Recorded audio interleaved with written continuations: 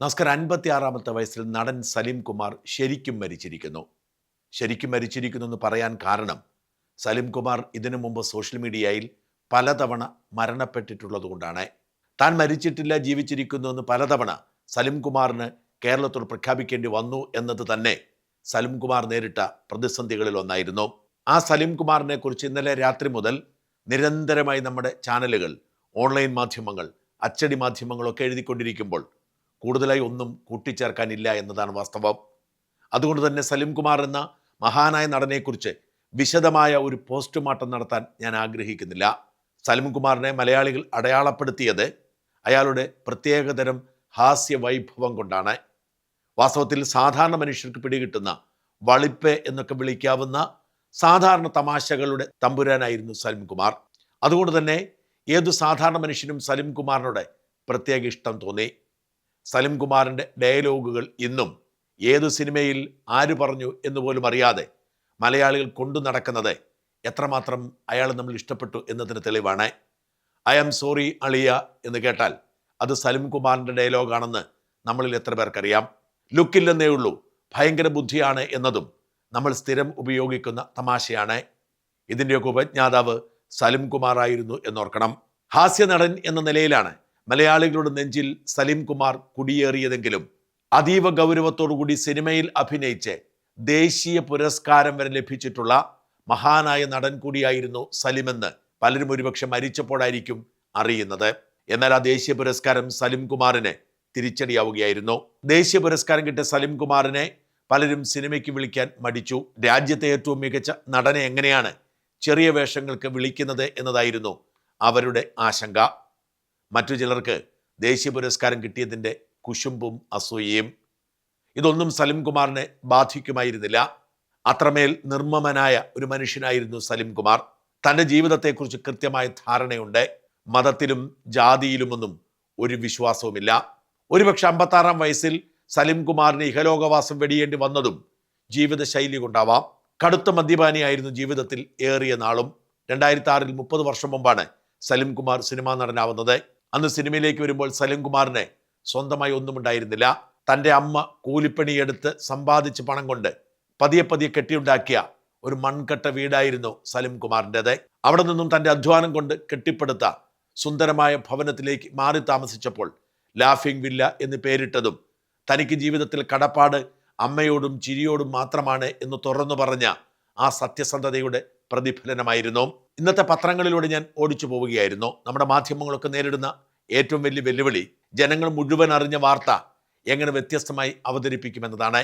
ഇന്നത്തെ മനോരമ ആ ദുഃഖകരമായ വാർത്ത അവതരിപ്പിച്ചിരിക്കുന്നത് പ്രേക്ഷകരൊക്കെ അറിഞ്ഞിരിക്കേണ്ടത് കൊണ്ട് വായിച്ചു കേൾപ്പിക്കാം. I am the sorry Malayalis by എന്നാണ് തലക്കെട്ട്.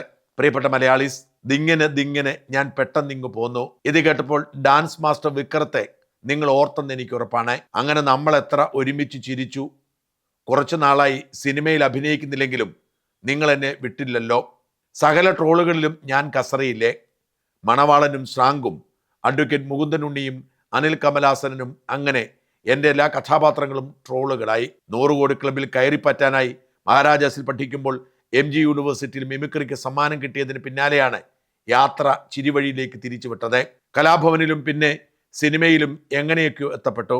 1997-ൽ ഇഷ്ടമാണ് 100 വട്ടം എന്ന സിനിമയിൽ ആദ്യമായി അഭിനയിച്ചപ്പോൾ ഉള്ളത് പറയാമല്ലോ, എൻ്റെ രൂപം എനിക്ക് തന്നെ സ്ക്രീനിൽ കാണാനുള്ള ശക്തിയില്ലായിരുന്നു. അതുകൊണ്ട് തിയേറ്ററിൽ പോയില്ല. സുനിതയെ കല്യാണം കഴിച്ചതിൻ്റെ പിറ്റേന്നായിരുന്നു ആദ്യ സിനിമയിൽ അഭിനയിക്കാനുള്ള പുറപ്പാട്. തെങ്കാശി പട്ടണം വന്നതോടെ നിങ്ങൾ എന്നെ ഏറ്റെടുത്തു. പിന്നെ കല്യാണരാമൻ, പുലിവാൽ കല്യാണം, തിളക്കം, ചതിക്കാത്ത ചന്തു, പട്ടാളം, മീശമാധവൻ, മായാവി, അങ്ങനെ ഒരു ചിരിക്കാലം. ഇതിനിടയിൽ നനച്ചിരിക്കാതെ, അച്ഛനുറങ്ങാത്ത വീട് എന്ന ഹൃദയം തൊട്ട സിനിമ, അതിലൂടെ മികച്ച 2ാമത്തെ നടനുള്ള ദേശീയ പുരസ്കാരം. ആദാമിന്റെ മകൻ അബുവിലൂടെ മികച്ച നടനുള്ള ദേശീയ പുരസ്കാരം. കമലിന്റെ ഗ്രാമഫോണിലെ തബല ഭാസ്കരൻ തൊട്ട് ചിരിക്കൊപ്പം ഗൗരവം ചേർന്ന് സിനിമാ യാത്രയിൽ 300ഓളം സിനിമകളിൽ അഭിനയിച്ചു. 3 സിനിമകൾ സംവിധാനം ചെയ്തു. ഇതൊക്കെ പോരെ. ബൈ ദുബായ്, നിങ്ങൾക്കറിയാമല്ലോ എനിക്ക് ചിരിക്കാനാണ് ഇഷ്ടം, നിങ്ങളെ ചിരിപ്പിക്കാനാണ് ഇഷ്ടം. എന്നെ പിന്നെ പോട്ടെ, ഞാനേ പോകുന്നുള്ളൂ, നമ്മുടെ ചിരി ബാക്കിയുണ്ട്. വാസ്തവത്തിൽ സലീം കുമാറിൻ്റെ ജീവിതത്തെ കൃത്യമായി സലീം കുമാറിൻ്റെ വാക്കുകളിലൂടെ അവതരിപ്പിക്കാൻ ശ്രമിച്ച ഈ വ്യത്യസ്തതയെ അഭിനന്ദിക്കാതിരിക്കുന്ന വൃത്തിയില്ല. ഇതൊക്കെയാണെങ്കിലും സോഷ്യൽ മീഡിയ എടുത്തു നോക്കുമ്പോൾ സലീം കുമാറിനെ ചീത്ത വിളിക്കുന്ന, ആ മരണത്തിൽ ആശ്വാസം കണ്ടെത്തുന്ന ചില പോസ്റ്റുകൾ എന്നെ അത്ഭുതപ്പെടുത്തി. എല്ലാവരെയും ചിരിപ്പിച്ച് ഒരിക്കലും ജാതിയോ മതമോ വർഗീയതയോ പറയാതെ കടന്നുപോയ മനുഷ്യനെ എന്തിനാണ് ചിലർ ദ്വേഷിക്കുന്നത്? സലീം എന്ന പേര് അദ്ദേഹത്തിന് പിതാവ് നൽകിയതുപോലും മതം തിരിച്ചറിയാതിരിക്കാനാണ്. ഒരിക്കലും തൻ്റെ ജാതിയോ മതമോ തിരിച്ചറിയാൻ സലിം കുമാർ ശ്രമിച്ചിരുന്നു. ആ മനുഷ്യനെ എന്തുകൊണ്ടാണ് ഇത്രയധികം ചിലർ പരിഹസിക്കുന്നത്? ഒരു ശരത്ത് ഇങ്ങനെ എഴുതുന്നു: വെച്ച് കാത്തുകെട്ടിക്കൊണ്ടിരിക്കാതെ സലിം കുമാറിനെ അങ്ങ് കൊല്ലടേ. മലയാള സിനിമക്കാരുടെ മരണം ജനാധിപത്യത്തിൽ അനിവാര്യമാണ്. അതുകൊണ്ട് ഹോസ്പിറ്റലിൽ വെച്ച് തന്നെ കൊല്ലണം. സലിം കുമാറിനെ കൊല്ലാൻ പറയുന്നത് സിനിമക്കാരൻ ദൈവം ശരത് RS ആണ്. എത്രയും പെട്ടെന്ന് സലിം കുമാറിന്റെ വാർത്തകൾ നിറയട്ടെ എന്ന് ആശംസിക്കുന്നു. സലിം കുമാർ ആശുപത്രിയിലായപ്പോൾ ഒരുത്തിനിട്ട പോസ്റ്റാണ്. വേറൊരുത്തിനിട്ടിരിക്കുന്നു: ഇലക്ഷൻ സമയത്ത് പിണറായി വിജയനെ കരിവാരി തേച്ചവന, അസുഖം ഭേദമാവണ്ട. അനിത KP: കുഴപ്പമില്ല, സതീശിനെ ഭരണത്തിൽ കയറ്റിയതല്ലേ, കൂടെ ഉണ്ടാവും മരണത്തിൽ പോലും. യൂസഫ് മനു: CPM-നെ ട്രോൾ ചെയ്തതല്ലേ, ഹോസ്പിറ്റലിൽ മരിക്കുവോ? മുഹമ്മദ് PM: ചത്താലും വലിയ നഷ്ടമൊന്നുമില്ല. ഇത്തരത്തിൽ സലിം കുമാർ ആശുപത്രിയിലായപ്പോൾ മരിക്കാൻ ആഗ്രഹിച്ചവർ, മരിച്ചപ്പോൾ ആഹ്ലാദിച്ചവർ ഏറെയുണ്ട്. അവർ രണ്ടു കൂട്ടരാണ്: അന്തം കമ്മികളും സുഡാപ്പികളും. രണ്ടുപേരുടെയും അസുഖം എന്താണെന്ന് കേരളീയ സമൂഹത്തിനറിയാം. ഇവിടുത്തെ സാംസ്കാരിക ലോകവും സാഹിത്യ ലോകവും ഒക്കെ CPM ഹൈജാക്ക് ചെയ്തിരിക്കുകയാണ്. ഒരാൾ മനസ്സുകൊണ്ട് CPM-നെതിരാണെങ്കിൽ പോലും ആ പാർട്ടിക്കൊപ്പം നിന്നില്ലെങ്കിൽ സാംസ്കാരിക നായകനോ സിനിമാ നടനോ ആവാൻ കഴിയില്ല. അതുകൊണ്ട് തന്നെ ഒന്നുകിൽ ഇടതുപക്ഷത്തിനൊപ്പം നിൽക്കുക, അല്ലെങ്കിൽ നിശബ്ദത പാലിക്കുക എന്നതായിരുന്നു നമ്മുടെ നടീനടന്മാരുടെയൊക്കെ നിലപാട്. വ്യത്യസ്തത കാണിച്ച സുരേഷ് ഗോപി അനുഭവിക്കുന്നത് നമ്മൾ കേൾക്കുന്നതാണ്.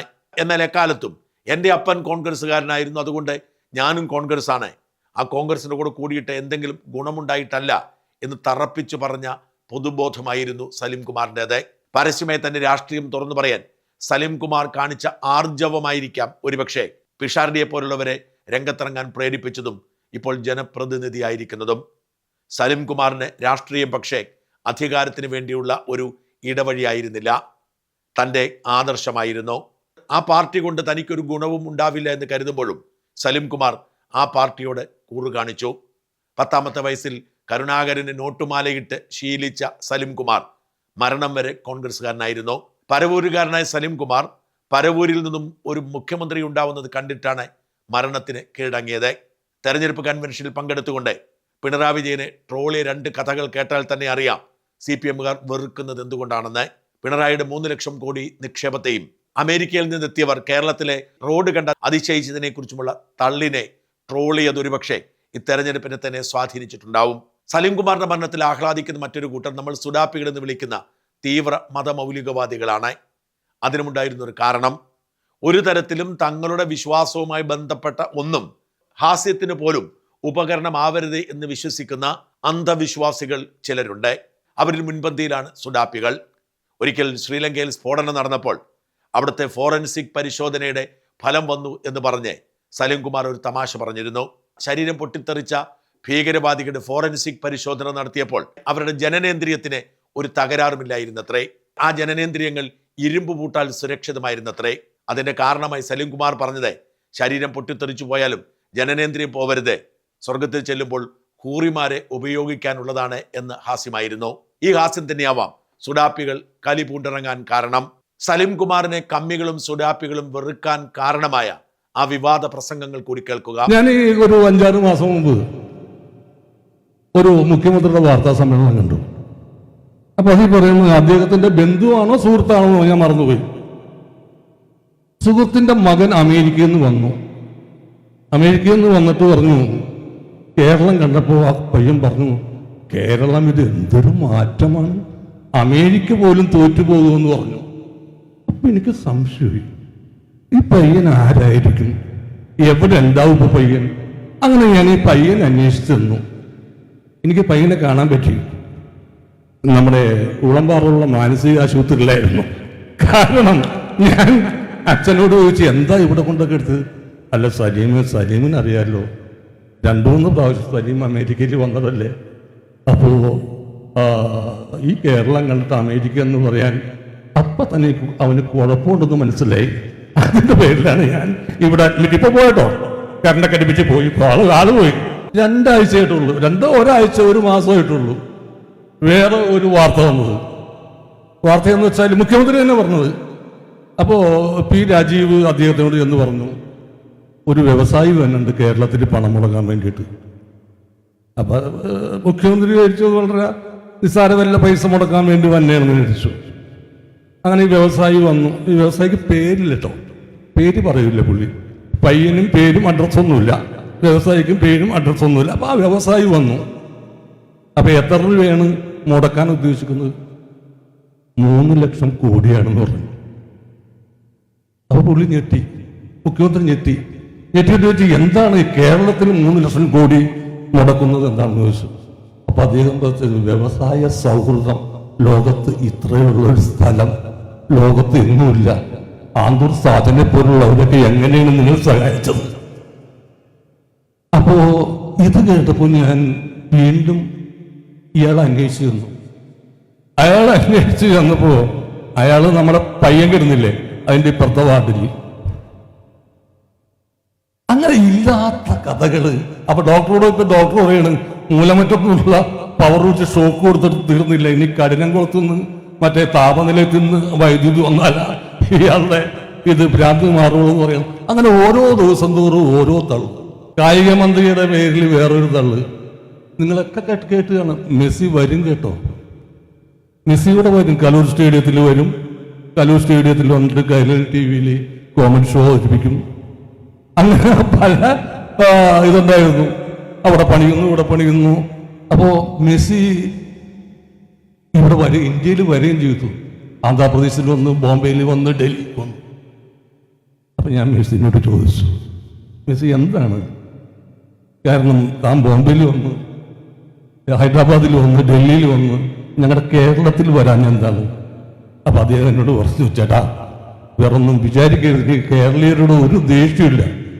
എനിക്ക് 8 ബാലൻഡർ പുരസ്കാരമുണ്ട്. ബാലൻഡർ പുരസ്കാരം അറിയാലോ, ലോകത്തിലെ ഏറ്റവും മികച്ച ഫുട്ബോളർക്ക് കൊടുക്കുന്ന പുരസ്കാരമാണ്. അത് 8 സ്വർണ്ണ പന്തുകളാണ്.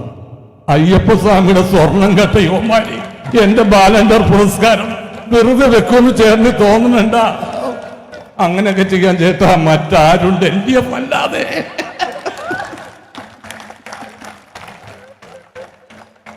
ഇന്നാളൊരു മൊല്ലാക്ക പറയണ്ടായിരുന്നു, സ്വർഗം എന്ന് വെച്ചിട്ടുണ്ടെങ്കിൽ പുഴകളാണത്രേ. ഒന്ന് തേനിൻ്റെ പുഴ, ഒന്ന് പാലിൻ്റെ പുഴ, ഒന്ന് മദ്യത്തിൻ്റെ. എന്ത് വൃത്തികേടായിരിക്കും പുഴയെ കൂടി പാലൊഴുകി വന്നത്. അതൊക്കെ നമ്മൾ ഒരു കുപ്പിയിൽ വാങ്ങിക്കുമ്പോൾ അതിൻ്റെ സൗന്ദര്യമുള്ളൂ. അല്ല പുഴയെ കൂടി പാലൊഴുകി വന്നെ. പിന്നെ 18 കിലോമീറ്റർ ഉണ്ടാവും അത്ര ഒരു റൂം. എന്തിനാണ് നടന്ന് തൂറാനാ? അങ്ങനെ ഇവർ കണ്ടിട്ടില്ല, ഇവരാരും കണ്ടിട്ടില്ല, ഇതെന്താണെന്ന് അറിയില്ല. അപ്പൊ ജീവിതം എന്ന് പറഞ്ഞാൽ മരിച്ചാൽ തീർന്നു എന്ന് നമുക്ക് പിന്നെയും ജീവിക്കണം. അതിന് സ്വർഗത്തിൽ പോകണം. ഞാൻ പറഞ്ഞ് തെറ്റായി പോയെങ്കിൽ നിങ്ങൾ ക്ഷമിക്കണം.